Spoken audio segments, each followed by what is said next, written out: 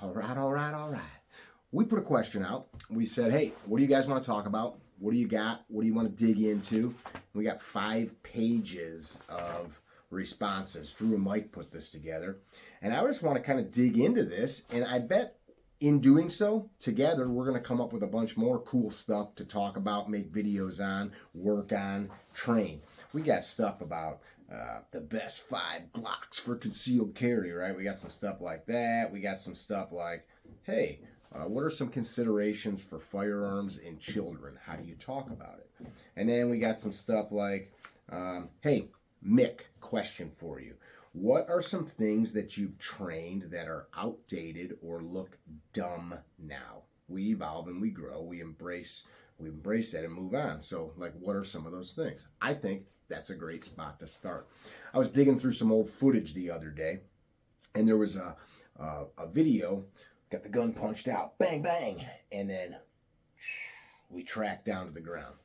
People see that and they go, that's stupid. Well, we got to take a look, step back, and we go, why would somebody train that?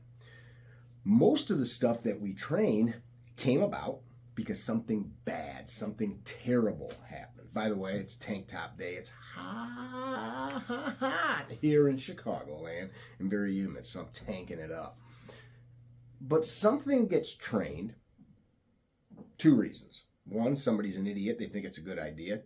3 reasons. 2, somebody's not an idiot and they're trying to come up with solutions for unknown problems. Or 3, something really bad happens and so someone says, how can I fix this? A really good place to look is aviation. You know, we've only been flying planes for a little over 100 years. Early on, stuff crashed constantly. Test pilots, I think I read recently it was like 1 in 6 of them died. It could be off, but look it up.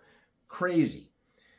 Now we've got so much computer modeling and just data on how to make a plane fly better and safer that we don't have those kinds of things. Well, as we have progressed technology-wise, we've come up with a lot of good stuff. So that tracking to the ground came about because somebody got shot, was immediately or subsequently incapacitated. They diminished and fell down or whatever put them on the ground.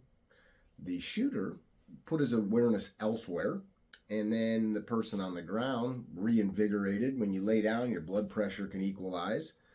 And they shot back or continued to aggress whatever the thing was. So the training became fire, track down.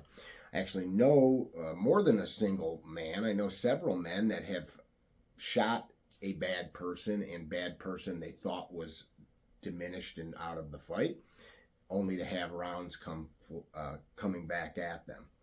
So the better thought process is rather than shoot and point your gun at the base of a target, develop the wherewithal to continue to take in information. How do you do that on a training range when you're just shooting paper or steel? Well, that's where fake stuff comes in. That's where little bits of, Pat McNamara said, range theatrics, that is often quoted as of late.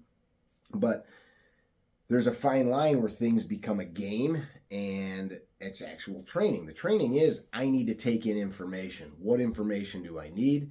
What information can I discard? And that's a lot of stuff. Well, immediately, I like to go to EMS. I'm an EMT. One of the number one things you learn when you do the EMR, paramedic, fire, police programs is the scene safe? Is it safe for me to enter this scene, this area, this whatever's going on? A shooting, it'd be an unsafe scene. So is the scene safe? I just had to shoot somebody. Does somebody else need to be shot? Is this person still a threat? So stuff like that definitely is a idea that was once trained that I think that we can augment or change. Let's take a look at another one. What do you do? For example, create a situation such as you hear a noise at night and you get up and find a person outside your home where they should not be. Can you suggest or give a decent explanation or a plan? Close with you know. Okay, that's a weird one. So, stuff like that, that what if scenario. I mean, what if you're sitting in a restaurant and a bomb goes off?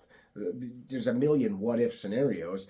That simple scenario of you're asleep or you're in your house and some noise is going on outside, maybe it's a pizza delivery driver at the wrong house. Is everything a problem? So basic home security, home safety. This is if you live in a trailer or you live in a 50,000 square foot mansion, outdoor lighting. Dominate the spaces around your house with outdoor lighting. Cameras. I personally like hardwired cameras. It doesn't take a lot of technology to jam Wi-Fi. All of the stuff that you can buy online now, go to the hardware store and buy the Wi-Fi technology cameras. It's pretty easy for guys to screw those up. The ring cams and all that. Is it better than nothing? Of course. But for like $400, $500, $600, $800, you can buy pretty decent hardwired systems that are a lot more secure. Cameras, good locks, right? Good locks.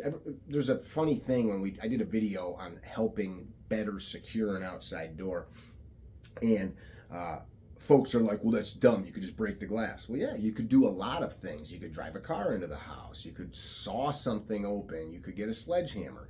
There are layers. We don't live in concrete vaults, so it's layers. So if I add some lighting, it's better. If I have some cameras, it's better. If I have a dog, even a little dog that has better hearing and nose than me, it's better. It's an alert system.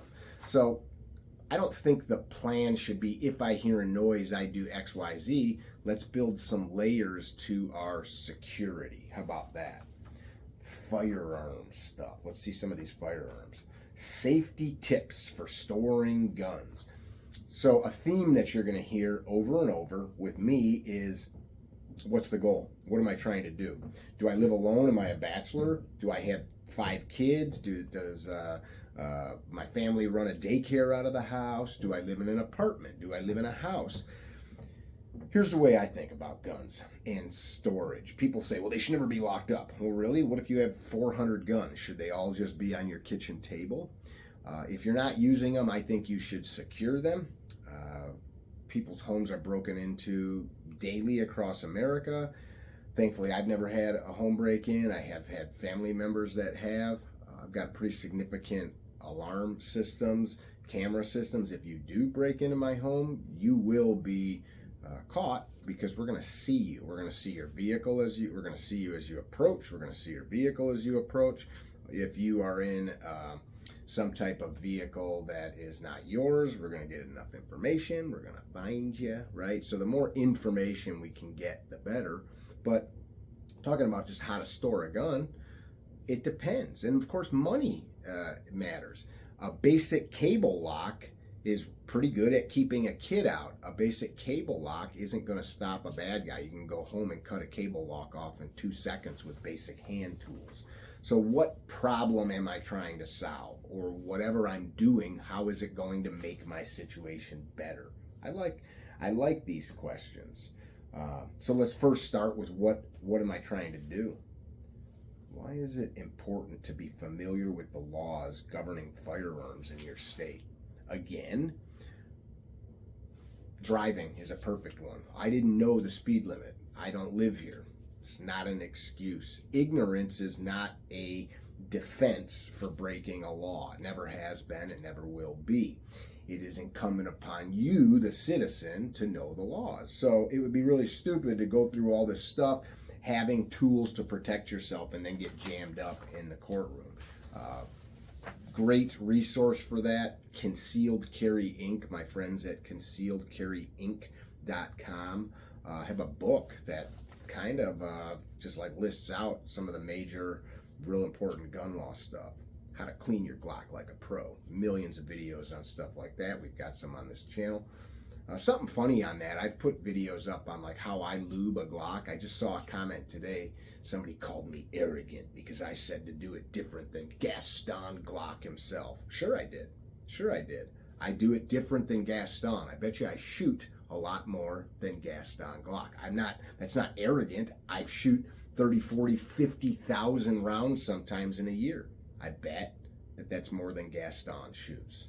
And if it gets a good result, why would I not share that? Lots of videos on that. Lots of questions here on ARs. We'll come back to that in another one. Let's look at tips for CCW, the best draw. You know, we humans want hacks. We want hacks.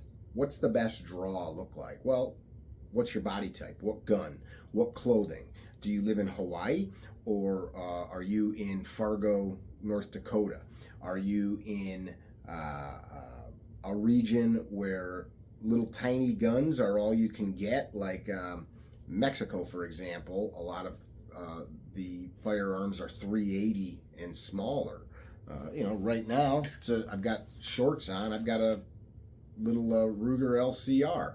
Is it going to be a different draw stroke for that inside the waistband versus an outside the waistband? And the answer is yes. What is the clothing? So I think a way to look at that versus what's the best draw stroke is what is the best for me in the context of my reality. And we've actually done a couple videos on that. What to do if you're ever in a situation where you need to use your weapon. Well, that can be very broad, and I think a couple things. Do no harm to anybody that is in the vicinity. My safety is important, but it's also important that I don't hurt somebody else, okay? That requires training, it requires awareness, it requires me making good choices. It's important that I diminish whatever that threat is and or leave if possible, as soon as possible. Am I hurt? Is anybody else hurt? These are questions I should be asking. Can I call the police? It doesn't mean can I should I? It means can I right now stop what I'm doing and make a 911 call, or do I need to get away to somewhere safe to do it? Can I be a good witness? Do I have some information in my head? Now, I'm not going to sit in some unsafe environment and be like, I got to take in information. No, I'm going to go put myself in a safe position. So don't hurt anybody else. Diminish the threat. Make yourself safe. Anybody that you're responsible for, make sure that you keep them with you. I don't have to run away to protect myself and leave my kids, right? That would be stupid. So I'm not going to leave if I've got other people that I'm responsible for that I can't take with me. So think about the big picture. What's important now, Coach Lou Holtz? Win. What's important now? And you can break down a situation into bite-sized chunks. Let's do a couple more of these. How to practice drawing your gun safely. Empty it, learn good technique, and practice in dry fire. Yeah, we've got videos here. Let's see what else. Top 5 tips for concealed carry. You guys aren't going to like these, and I'm going to come up with them on the fly. Number 1, attend 5 concealed carry courses with CarryTrainer. I'm just kidding. Top 5 tips. Obtain real training. Obtain real training. What do I mean by that? A lot of the concealed carry courses are, I'm going to just be frank, they're douchebags trying to make money and act like big shots because they're doing gun stuff. Obtain legitimate, real, sound training on gun handling. It doesn't mean you need to go to 100 classes. 16 hours is a lot of time to develop some good core principles of gun handling so that you can dry fire them. Obtain a quality holster, quality belt, quality gun. What does that look like? It means that the gun and holster are not going to fall apart. A belt clip, like this discreet carry concept. If I put it against the painting behind there, you can see that little lip. There it is. And this is just one type of clip. Those plastic foamy clips, trash. You can rip them right off a belt. What's a good belt? I've got on a Tenacore belt today. This is their, I believe it's called a Zero belt. This belt's great. They don't pay me a dime. I'm sharing it with you because I want to. Tenacore. Oh, you guys can see my belt size. How embarrassing. A solid belt is something that's not going to break. Know the laws. And this is super important. We touched on this a minute ago. Know the laws in regards to self-defense and the deployment of a lethal force weapon or tool in any locale that you might find yourself in. Yeah, that makes sense. Practice awareness, Practice self-control. Practice the ability to diminish your ego and say, I don't care if you're right or wrong, or I'm right or wrong. I'm just going to go home and be safe, right? Sometimes you have to fight. Train to fight. That does not mean train to shoot holes in paper. That is very important. There's a difference between marksmanship and fighting. Train to fight. Go practice a real martial art like judo, jiu-jitsu, Western boxing, wrestling. Practice a real martial art where you put hands on another human being that's not going to let you do what you want to do, and you will develop some tenacity. You will develop also an awareness that I don't want to screw around with people because I understand how easy it is to get hurt. There's some tips. How about that? Concealed carry with a purse. That's for another day. Let's grab a couple more of these. A lot of cleaning and maintenance questions. Let's take a look here. You know, these kinds of things are fun. I got some emotional intelligence. More about your tanning routine.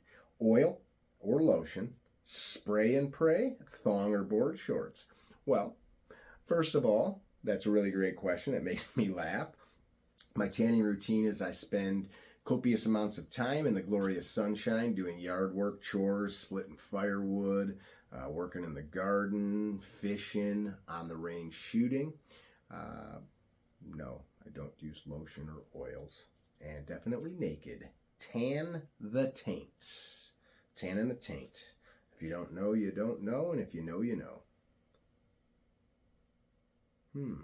Some good stuff here. Training and strategy for a handicapped person. Talked to and worked with numerous people that have some specific issue. I think what's important is figure out what's the desired end state. Where do I want to be? What's that look like? And then you can develop a training plan around it. You could have, I know a guy that's missing a hand and he shoots very well. I know people in wheelchairs. I know people that have things like MS, that they have diminished motor skills. I think it's really great to develop a plan that suits you best. Of course, safety is paramount in that training. Using a red dot in Illinois weather. Point the gun at what you want a hole in. There we go. I'm noticing there's a lot of questions here like this one. Make some short medical videos. I love the long ones, but maybe a short one, some short ones. Here's a problem, and this is going to be my last one. Here's a problem that we as a society have gotten to, and I'm guilty of it. I do it. I'm scrolling through YouTube. We want instant gratification. I'm going to grab a single book here. Here's a book. This book's been around forever. How to Win Friends and Influence People.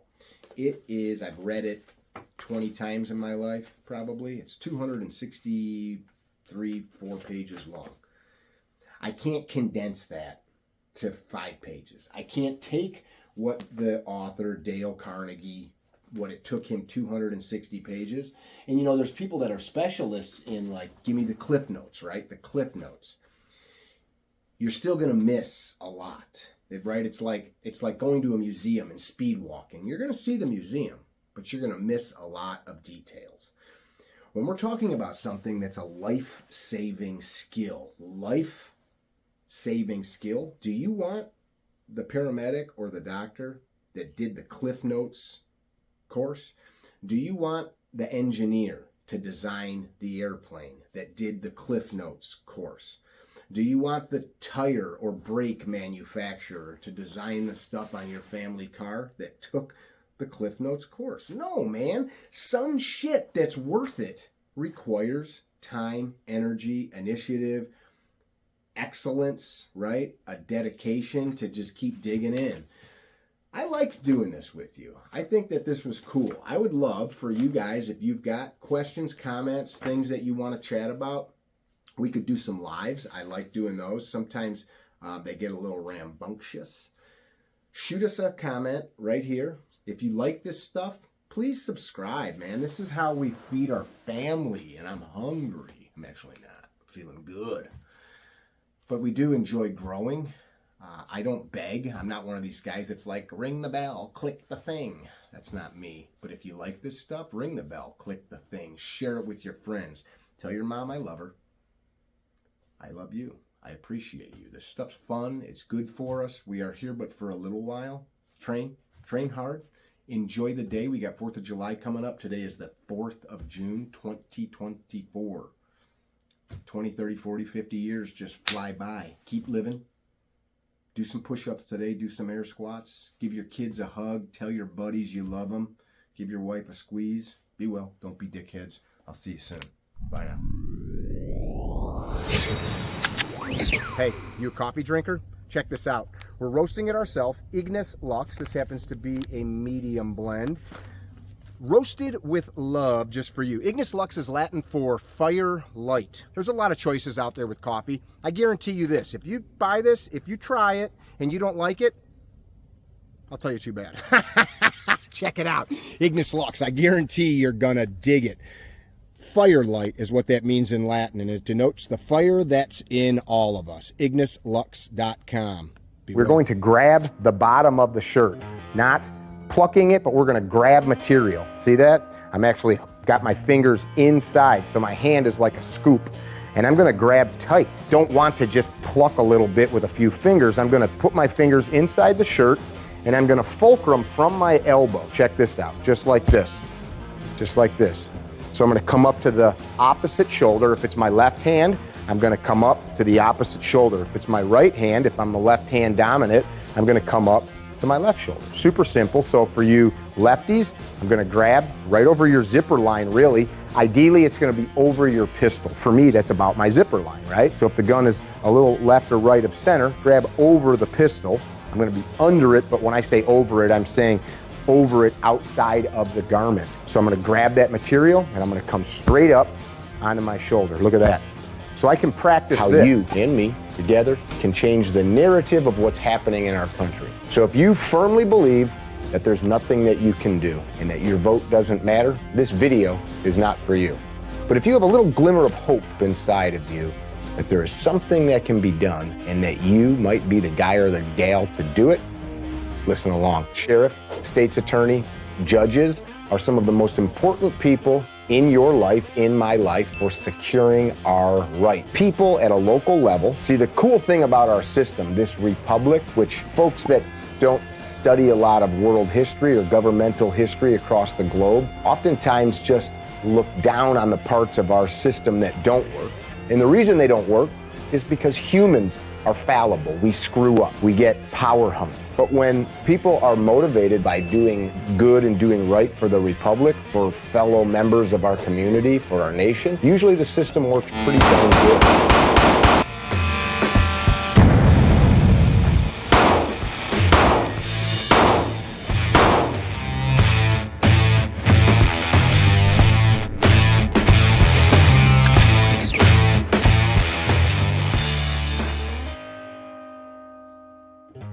Oh, hey, let's try.